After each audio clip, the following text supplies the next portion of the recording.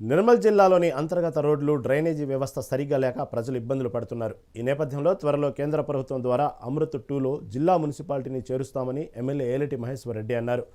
అనంతరం జిల్లాకు నిధులు మంజూరు చేయిస్తామని ఎమ్మెల్యే స్పష్టం చేశారు. ఎమ్మెల్యే క్యాంపు కార్యాలయంలో ఏర్పాటు చేసిన సమావేశంలో మీడియాతో మాట్లాడారు. గత ప్రభుత్వంలో మంజూరైన నూతన ఆలయాల మంజూరును కొత్త ప్రభుత్వం రద్దు చేసిందన్నారు. అయితే వాటిపై ప్రత్యేక దృష్టి పెట్టి ముఖ్యమైన ఆలయాలకు తాము నిధులు మంజూరు చేసినట్లు తెలిపారు.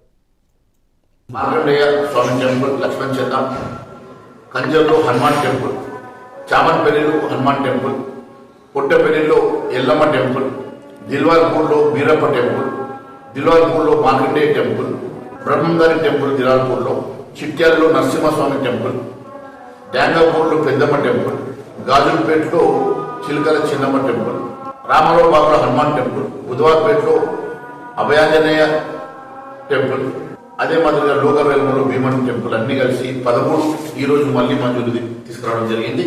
మిగిలిన ఇంకొక 16 కూడా ఈ వారం 10 రోజుల్లో ఇంకా 16 గుళ్ళు కూడా మంజూరు చేయించడం జరుగుతుంది.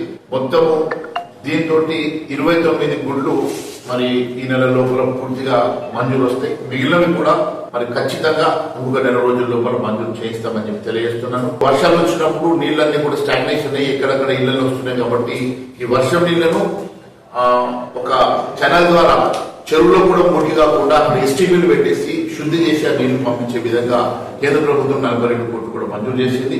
మరి దాదాపు 100 కోట్ల రూపాయలు కేంద్రం నుంచి మున్సిపాలిటీకి వచ్చినా కూడా రోడ్ల పరిస్థితి, డ్రైనేజ్ పరిస్థితి అధ్వానం ఉంది కాబట్టి మరి దాన్ని కూడా అమృత్ 2లో మరి యాడ్ చేయించి అతి త్వరలో మరి కేంద్ర ప్రభుత్వం నుంచి అన్నా సరే రోడ్లు, డ్రైనేజ్ వ్యవస్థను మరి మెరుగుపరచడానికి నేను ప్రయత్నం చేస్తా ఉన్నాను.